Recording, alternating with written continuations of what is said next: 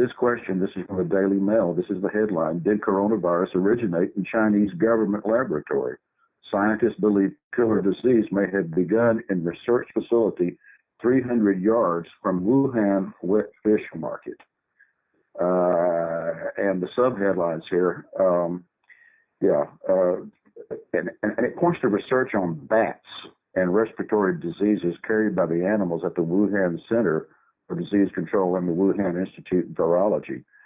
And it goes on to say that the WCDC is just 300 yards from the seafood market and is adjacent to the hospital. So, that's credible. And you do have to wonder, this thing, came out of nowhere. And it's the sort of thing that we've been concerned about for some time, that with all of the research going on at various biological facilities and so forth, there's always been this possibility that some kind of a terrible infectious disease could escape and cause a pandemic. And, I hope they get it under control. Indeed. It's another one of these conspiracy tropes that have certainly haunted my dreams as far as camps and isolation, detention, decontamination camps in this case. It's been so far so good, and again, obviously, there's a level of fear mongering here, just in the obviousness of people are scared of this kind of stuff, and and it's easy to play it up more than all the other things that kill so many humans, Americans, people, and I don't think it necessarily is as worrisome as it's often being put across to be, but it's just one of the many things right now in the news that makes this seem like the end times. Mm-hmm. Yeah, and adding to that, there's now a locust plague in China. Yeah. So you talk about biblical. Wow. Yeah, is it China or Africa? Because I know that there'd been and then there'd been several news articles about these different locust plagues in different parts of the world, just massive, and the weather patterns that they were predicting just to make it worse, make them even more successful as a breeding population, and then of course. This situation with the Australian wildfires and literally the world burning out of control. I mean, these images and symbols certainly paint a very dark prophetic picture, and it's understandable that anyone in the media, and us included, would want to talk about these things. And of course, everybody wants to jump to man-made climate change and so forth as possible, probable causes of these, at least some of these issues. And I don't discount that, but as with any good crisis, you can never let it go to waste if you're a bureaucrat or a person in power. Oh, yeah. So, well, gosh, Mac, it has been so long since we did a show. The last time, I think, was August or September of 2018. And while it's not been a full 2 years yet, it's been much longer than I ever intended. And I know that when we last left off, we were talking about doing some pre-recorded interviews and such, but c'est la vie. Life is the thing that happens while you're busy making plans, right?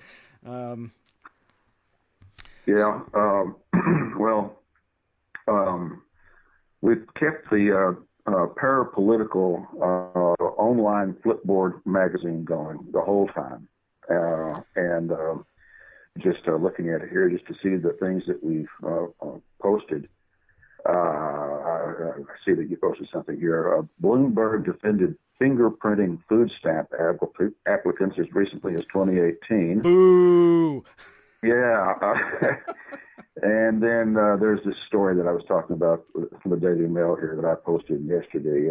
Did coronavirus originate in Chinese government laboratory? And it goes on. 44 Americans on cruise ship docked in Japan tested positive for coronavirus, U.S. health official says. Not to be alarmist, but there is something very disturbing about all of this, and it just it's the kind of thing that's been warned about forever.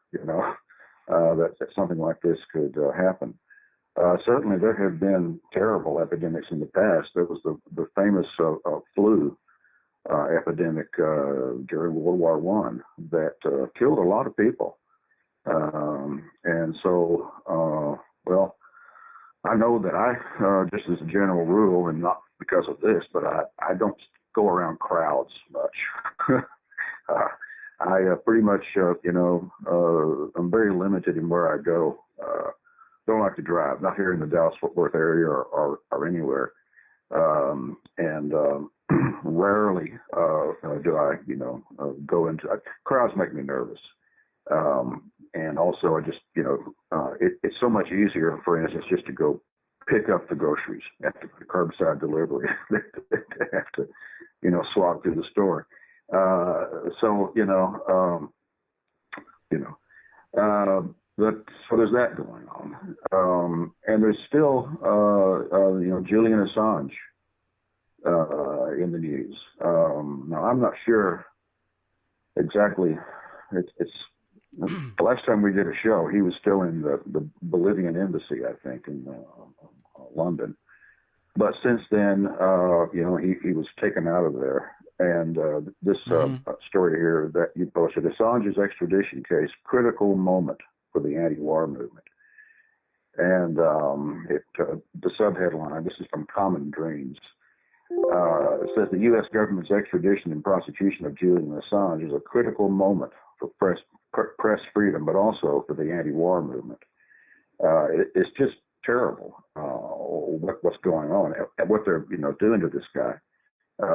There's a strong reason to believe that his health, physical and mental, has been badly affected by his plight.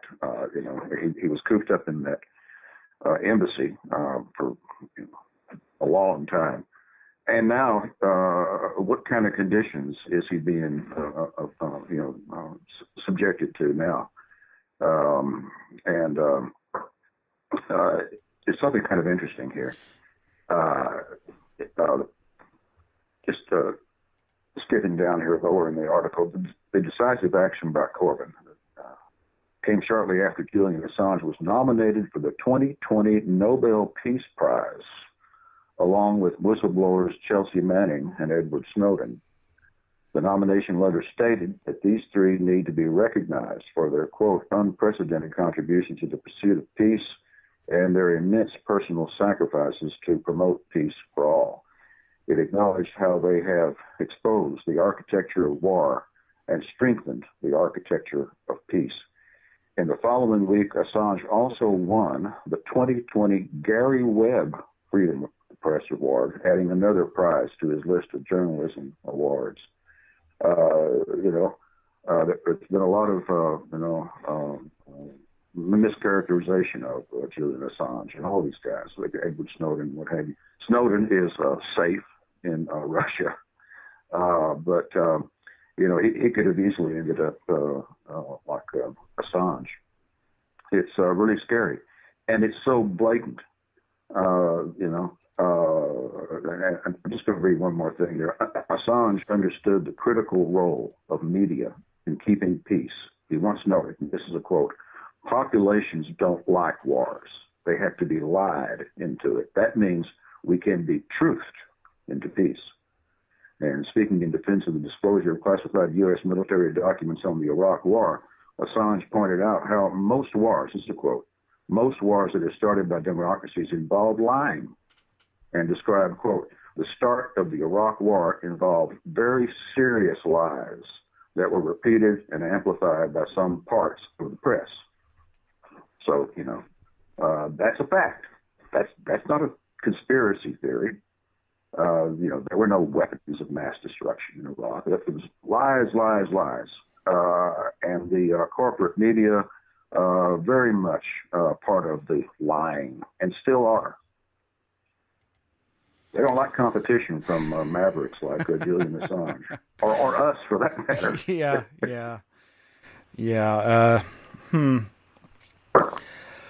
Well, so it seems like it's chaos at the macro scale and the micro scale, and just not to sound all doom, as I know I so often do. We see around us this again. Urbanization outpacing our local infrastructure's ability to deal with it, and all the problems that society creates, including homelessness, and so often part and parcel to homelessness, besides the terrible economic climate that makes it so easy for anyone and everyone to fall so quickly into homelessness. There's of course lots of mental illness, and then of course there is just so much deep-seated fear in humanity's collective unconscious of madness and the crazy-ass things you can see any given day in a big urban environment. And I'm sure in any small town that they've got, one or two of their locals who are either homeless, or even if they're not homeless, people might mistake them for, because they seem so discombobulated to be nice about it. But and then when crazy shit goes down, and of course our governor is immediately like, let's scapegoat the poor homeless people, and sometimes it is a homeless person that's perpetrated some crazy act of violence, random act of violence. Sometimes it's not. But then again, I don't know. Yeah, it gets to the idea of, well, if somebody's perpetrating violence, they're probably a little crazy anyway, regardless of homelessness or not. And a lot of them have jobs in the government and the military. So. Oh yeah. I mean, it's perfect for a homicidal maniac, the military. Not that they're all homicidal maniacs. I'm certainly not saying that. But let's see. I'm wondering. You mentioned, homeless or individuals who perpetrate terrible crimes or accused of. It was a guy here in Fort Worth, the big mass shooting that we had here at a church. And what this was a street guy, and he had been taking handouts from this Church of Christ here in Fort Worth. But it reached a point to where he was just wanting more and more and more money, and they couldn't, and so he developed this psychotic hatred of the church, and showed up there, ready to kill, and did kill, but didn't kill as many as he might have, because he was killed by church security. And I didn't even know that churches are, having, their own security details. Members of the congregation go to a church with guns. And, it's interesting about that church shooting. There have been school shootings, church shootings, synagogue shootings, and what have you, and mosque, violence and what have you. They're targets for crazy people. But the first church shooting I ever heard of was here in Fort Worth. This was about 25 years ago. I was still living in Austin at that time. And that was the Wedgwood Baptist Church, which is just here in the part of town where I live. And that anniversary had just happened like a couple of weeks before. And it was, hyped in the news and so forth. And then this happened. And you have to wonder, how much of that might have been, don't know the copycat effect. Yeah. Or what? But I recall that there were some strange questions about the Wedgwood Baptist shooting. This fellow McDonald, I believe it was his name, who committed the act, and he killed a lot of people. This was a couple of dozen people. It was awful. And he left behind some, if I'm remembering correctly, he had written some letters or accounts, and I'm forgetting the whole thing here. But basically, he described being hounded, harassed by police, and abducted, and there was the suspicion when you read those accounts that he, I don't know, was there some kind of mind control? You got to ask. He at some point went over to Channel 8 in Dallas and met with the top news anchor there, and was trying to get his story out. And then next thing you know, he shoots these people in the Wedgwood Baptist Church. Right. So there's that you have to wonder about. It's not to say that every mass shooting is a contrived event or a psyop, but it's a reasonable question to ask, and it's getting so that if you ask that question, you could be deplatformed very quickly from the internet. I mean, since when is it a good thing to make it, a offense against society just to ask questions? And I don't know, what happened in Sandy Hook. It was strange business. But I know that, Alex Jones just lost a lawsuit over the matter. And this fellow that he had on as a guest, what was his name? Wolfgang Hilberger. Mm-hmm. He was supposedly he was characterized as a expert on mass shootings, school shootings, and he found all kinds of things wrong. It just didn't add up about the Sandy Hook shooting.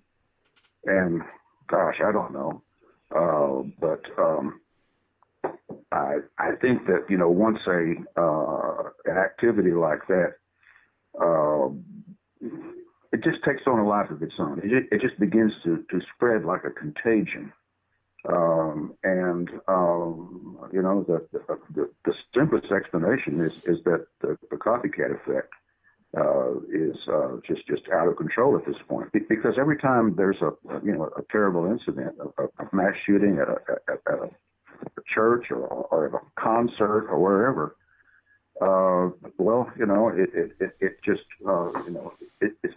it spreads the idea. Now, we talked about this, when was that, 3 years ago or so, about the big shooting in Las Vegas at the concert.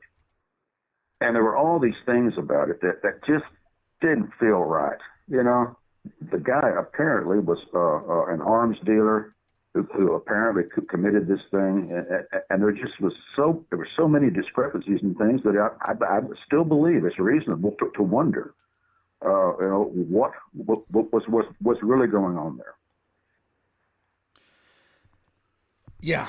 Going back to that more recent church shooting up there in your vicinity, I forget if that's the part, this headline from NBCDFW.com, church shooter, quote, had demons from a childhood, unquote, sister says. And in that interview with the sister of the shooter, who I think, as you say, had been attending and looking for a handout and wasn't satisfied with what he was getting back from the church, though apparently they knew him and felt that they were helping him. He didn't think it was enough, but the quote from this article, NBCDFW.com, his sister said she believed she knew why the attack happened on this very day, Kinnunen has struggled since their younger brother's death by suicide years ago. Quote, I hate to use the word perfect, but it was Sunday. It was his brother's birthday, and he just... ellipses. Demons just ended up getting a hold of him, she said. He loved his brother, and he felt it was his time to go. So here, at least, is that Twilight language anniversary effect that Lauren Coleman and others who've researched the copycat effect have been so keen on pointing out, is that there was a significance to the date that this occurred, and that there was already suicide in their family lineage. And obviously, it's hard for any family member when they lose someone, especially if they lose them to suicide. But yes, as we've always said, the potential for pushing somebody towards these types of actions is obviously one of the potential types of covert activity that we've talked about before. And yes, it is a very obviously touchy subject, and I often tell people, as you were surprised to discover one show, that I am a survivor of such a mass shooting, and as a survivor of that, I certainly empathize with people who are quick to get angry at anybody for bringing up these possibilities, while at the same time, anybody who's studied even slightly into the realm of covert operations and parapolitical deep state shenanigans that governments and militaries and intelligence operations of all countries have gotten involved in, or maybe not all countries, but many, so many as to want to say all, it's easy to understand why one might make that question at the forefront of the discussion, and certainly some cases do warrant that, just because of the high level of anomalous details, and yes, that Las Vegas event being a terrible example of one of those, where on the one hand I can totally buy into the banal idea that just some lonely loser a loser with that kind of money, and seemed to be perfectly happy, had a woman that he loved in his life. Maybe there was more to their relationship and he wasn't happy. I don't know, but I mean, you've got to either posit some kind of deep level psychological issue that takes somebody to that next level, or and then if once you're there, it's just a hop, skip, and a jump to the less savory elements of this, that, or the other military-industrial complex alphabet agency. Thought, I think we can work with that. Hold my beer, and go and push somebody towards that. But again, I'm not asserting that. There are very few cases where I feel so strongly about that to really push that as a probable case. Another good example. I know at some point I told you offline that I've been watching this. I think it's a Showtime reality TV series about mass shootings, but it's told through the eyes and focuses on the survivors and the first responders and the emergency personnel. And clearly it doesn't go into conspiracy mongering. However, in the many episodes is one that's about the Navy Yard shooter. One of the earliest Naval Yard shooters, the one who had the shotgun scrawled with my ELF weapon on the side, and which that right there. Okay, so there was somebody who felt he was being harassed by psychotronic electromagnetic warfare type technologies, perhaps, hearing voices. And what we do know now about people who hear voices is that despite the fear mongering and innate fear that we have of psychosis and madness, and this idea of people who hear voices are mad, and by mad I mean crazy and angry and dangerous, that is not true. That the data does not support that. On the other hand, again, if anybody goes to the lengths of committing violence, one has to pretty much posit right off the bat, they're mentally ill. They are not socially well balanced. And as it turned out in this case, at least according to the sister interviewed for the I can't remember what it's called, like it's America lockdown or something, I forget.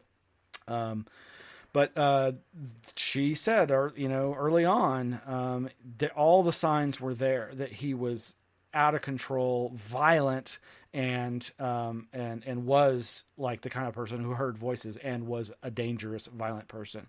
And so, there's definitely, she feels guilt over not having done something, not having warned somebody. And, but then neither did the parents, neither did the other people in the community.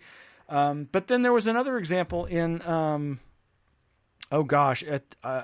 one of the cases in that series where the, it's a crazy telling story of law enforcement seeing the warning signs with a young person, intervening, and the details in this case are very interesting and amazing and striking. And the kid, got some help and seemed to get a little better, but then a few years later went off the rails again, and that's when he actually, acted out these inward demons, so to speak, and committed these horrible atrocity in which he burned down his family's home and went on a shooting spree and a carjacking spree in this. I forget if it was. I believe it's in the on the West Coast. I forget which state or university. I think the university starts with a U, and not for the word university, like Ukiah or something like that. But anyway, my point being, in that case, law enforcement did apparently intervene. And of course, there are so many cases where, the FBI is warned and, doesn't do enough or does the bare minimum. And then later it comes back to haunt everybody. So, anyway, I gotta say, I think I've lamented that one of the most tiring things about doing the show in the past was how much we ended up having to cover this kind of thing, and it got to be very debilitating. And I, and my wife and I have, talked about these kinds of incidents endlessly, but, even we came to a point where it's just like, do we even tell each other about when we see or hear about incidents? About the only time I bring it up is if something local happens, or if something happens outside of Austin, but that's of such a large scope that gives me pause, because it could cause a copycat effect that could imitate a situation that she finds herself in on a regular basis. And I won't go into details, but suffice to say that there have been a number of incidents that have these weird little elements that I go, oh crap, I've got to warn my loved ones, because they're in those kinds of situations daily. And I think it could trigger another person in the same kind of circumstance. Just again, as another random aside, I was just talking to a friend about he and some other friends visiting Austin soon for a fun get together. No comment about the details on that, but in trying to talk about, a good, safe place to rent a hotel, I, found myself going, yeah, I'm sure I could say this neighborhood seems more safe than that neighborhood. But then I literally said, I don't know if I literally said this, but I was thinking I can probably tell them of a violent crime that occurred within 100, 200 yards or half a mile of any location in Austin that they might just randomly bring up, because I've lived here all my life and I've seen a lot of terrible shit go down. And, I swear to God, within 12 hours, maybe maximum of 24 hours after saying that to this person, there was that stabbing right there here on south of the river on South Congress at the Chipotle, at the Freebirds burrito place, where a young man got into an altercation at a coffee shop next door. They tried to subdue him and do a citizen's arrest. By the time the cops got there, he had escaped and run next door, grabbed a knife, and started stabbing people at the Freebird burrito place. And then ultimately, in trying to escape the police, got up on the roof, and it's like a 2-story building, and apparently tried to leap somewhere from it and fell, and I think eventually died of his injuries.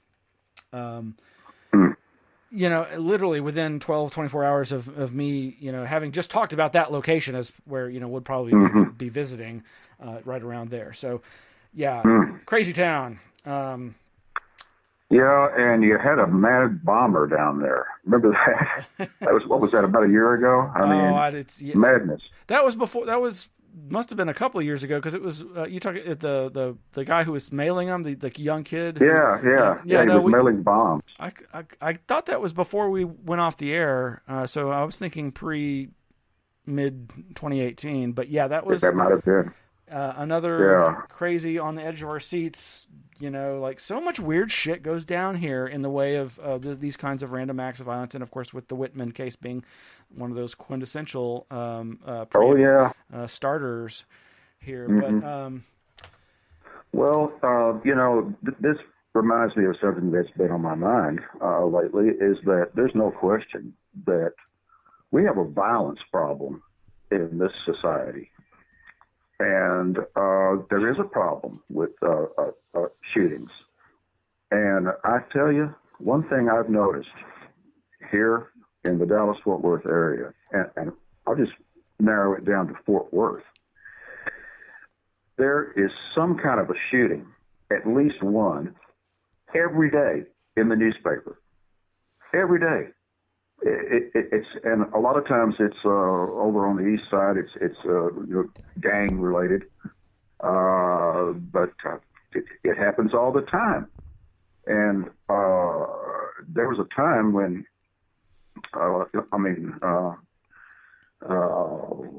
when these sorts of things didn't happen every day, and they're not necessarily big news stories. It's just somebody got shot, they might have got killed, they might not. There's always something, constantly. And it is every day. I read the paper here every day. And, and you've got the police, shooting people. One thing that, unnecessarily, 2 incidents here in the Dallas-Fort Worth area, well known. I know you heard about them. There was the guy that was shot in his own apartment in Dallas by a cop who lived there, and she got the wrong door apparently and walked into the wrong apartment, and she was convicted. There was right, and about a week after that, there was a similar situation of a cop shooting someone in their own home and killing them. And in both cases, the victims were black. So a lot of questions, a lot of eyebrow raising about that.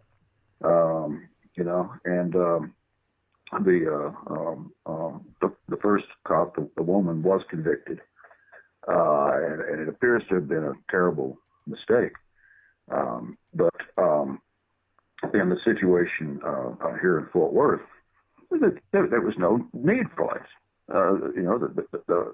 A neighbor called the police to come and check on the woman who lived alone there, a young woman. because he wanted a welfare check. So the cops show up and they treat it like, there's a burglary in progress or something, and there's a window, and she's in there playing video games with her nephew, and and gets her gun. Lives in a rough part of town, and you might want to have a gun around, And at no point did the cops identify them as police or do anything right. The cop just blew her away. And there was a situation here in Fort Worth just a few weeks ago. There was a guy that, well, wait a minute. This was in Denton. This was north of here. And I used to live in Denton years ago in the 70s. It's a college town. There was a college student there who was a good student. He didn't fit the profile of a maniac at all. But he had a car accident, and after the accident, somehow he might have suffered some brain damage, and his behavior became very erratic. And and he was violent and just weird,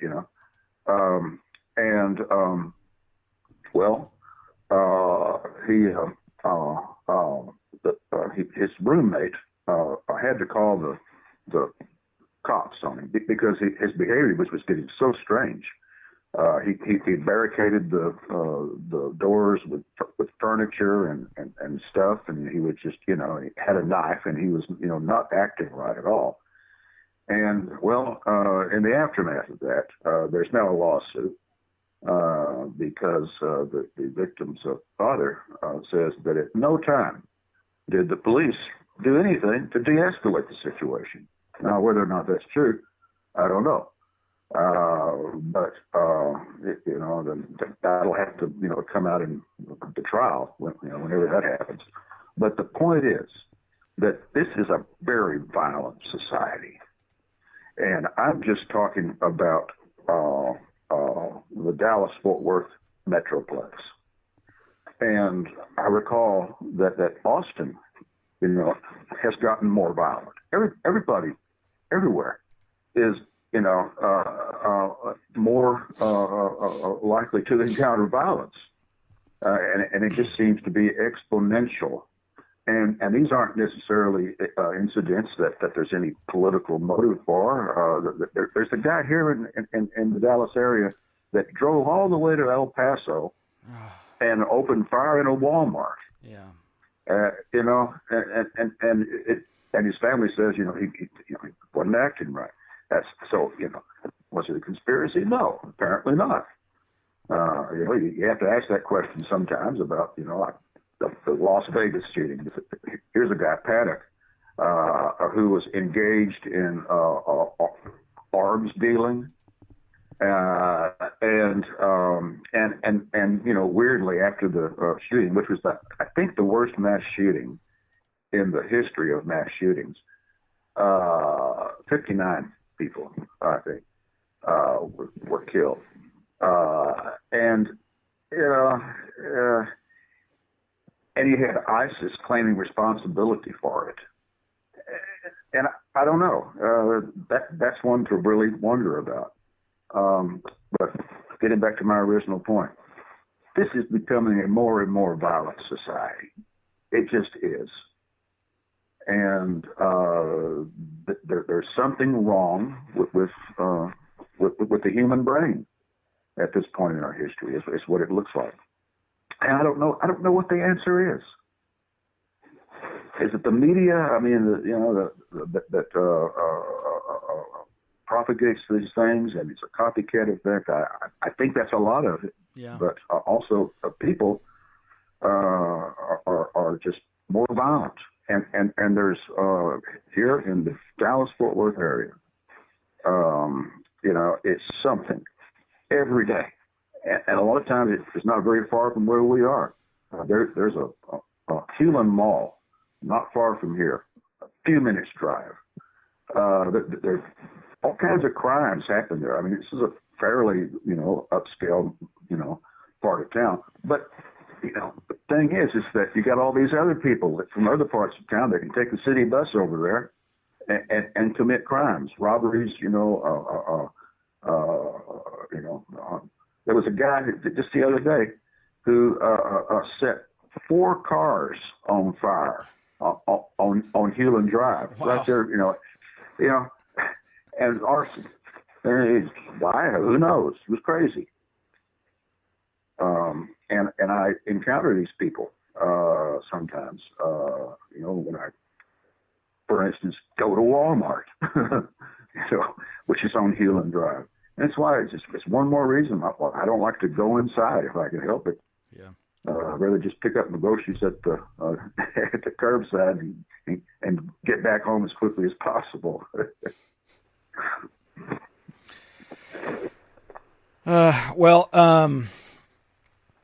There, you mentioned our Flipboard magazine where we collect all our PsiOp-Radio links continually for the last several years. I know I post them periodically to the web page, and then that post goes out via Twitter and Facebook, and so folks can always subscribe to the feeds either through the website or follow us on those social media platforms, Facebook and Twitter. But don't piss off Mac, man. He'll cut you loose.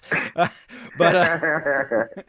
yeah, I got to tell you, on social media, I pretty much stay away from discussing politics at all. I used to be a lot more free about that sort of thing, posting links and what have you, and it's not worth it. It's not worth the grief. Yeah.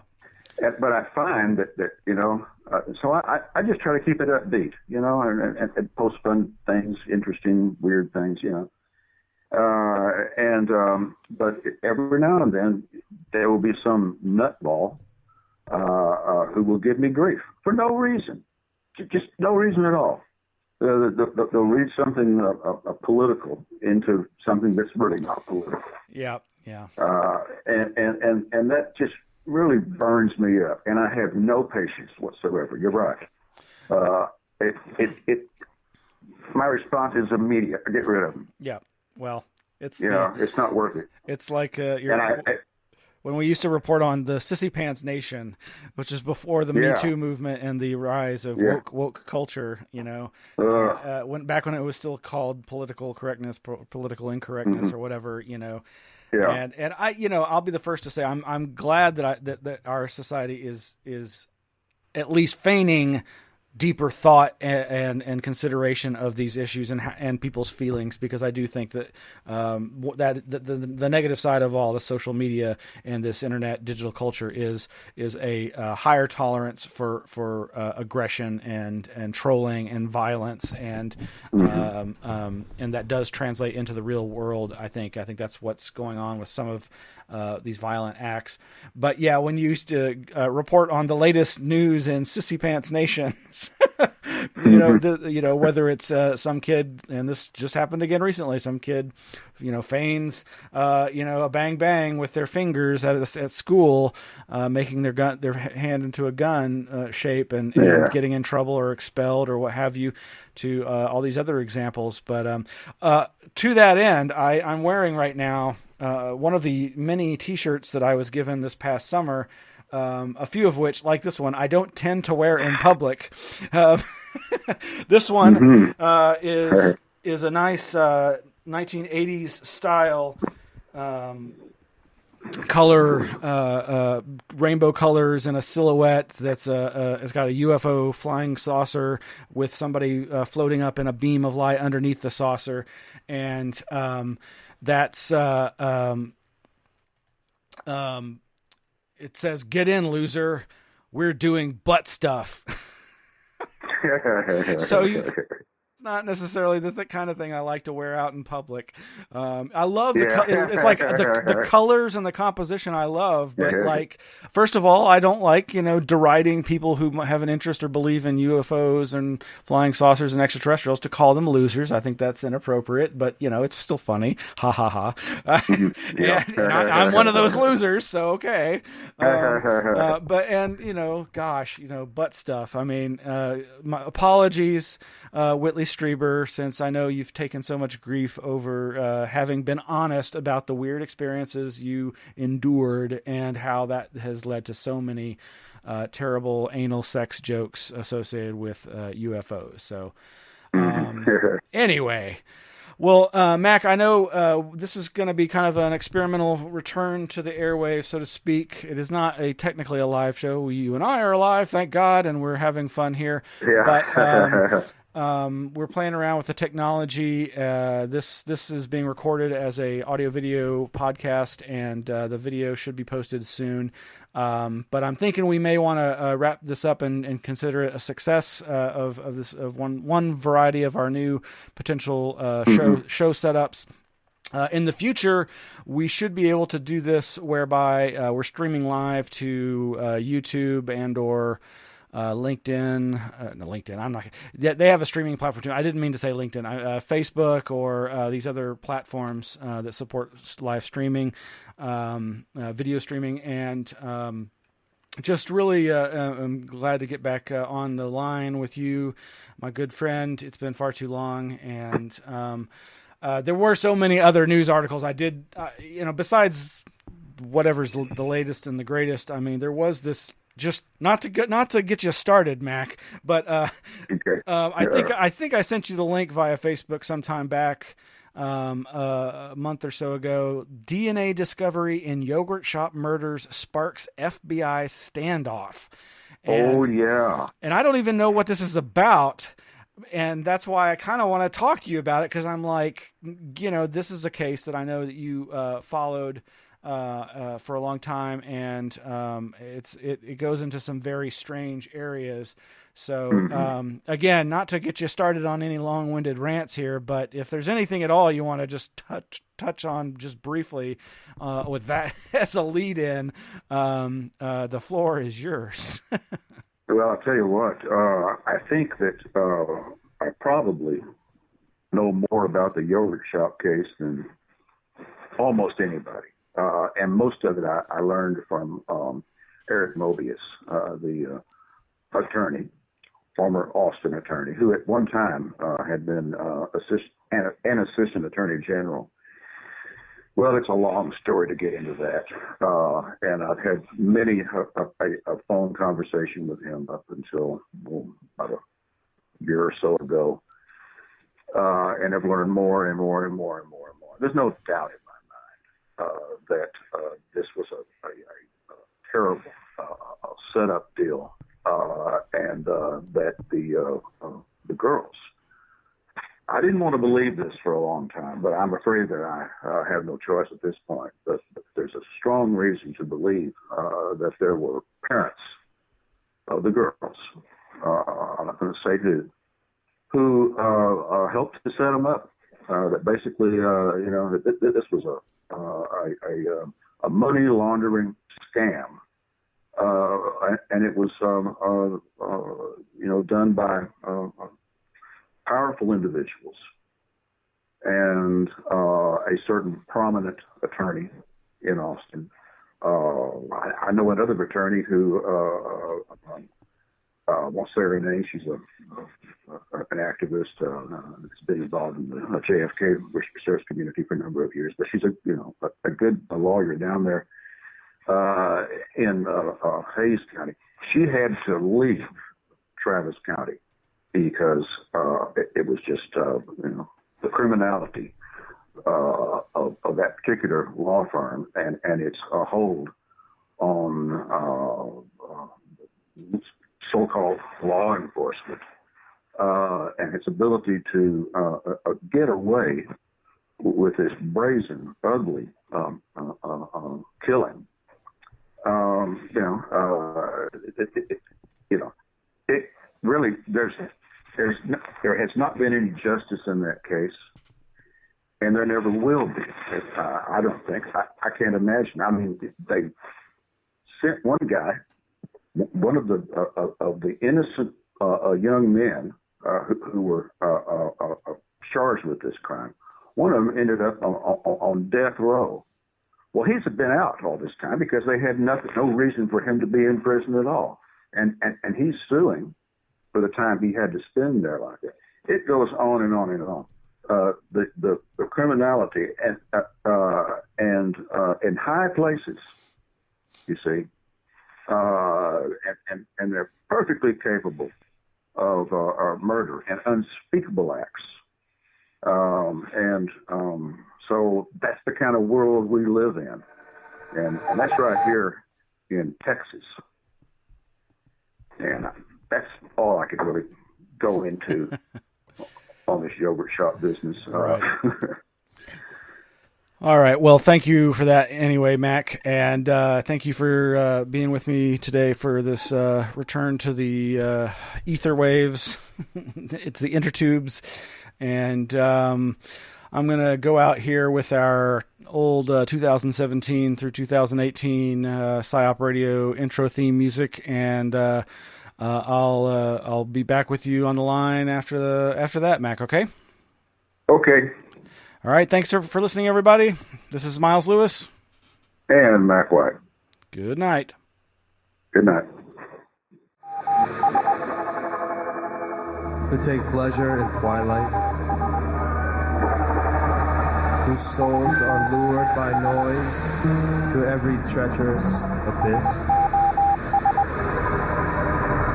As night falls, another Austin emerges, almost as though another city exists in an alternate dimension. Because last night, the weirdest thing happened.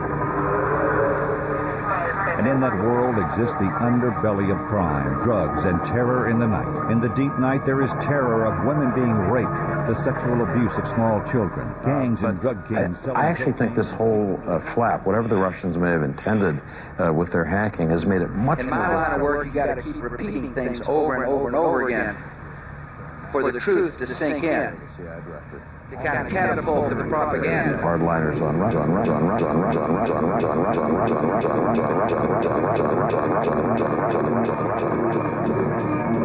14-foot Cobra with 9-inch fangs, firing lasers out of the size of 17 Godzillas, shooting flying saucers out of their nose. I have 2 words for you. Predator drones. I'm gonna bomb the shit out of them. You will never see it coming. I don't care. So you understand the words I'm saying to you? You think I'm joking? Yeah. Well, what I'm saying is that there are known knowns and that there are known unknowns. But there's also unknown unknowns. Things we don't know that we don't know. They are not what they claim to be.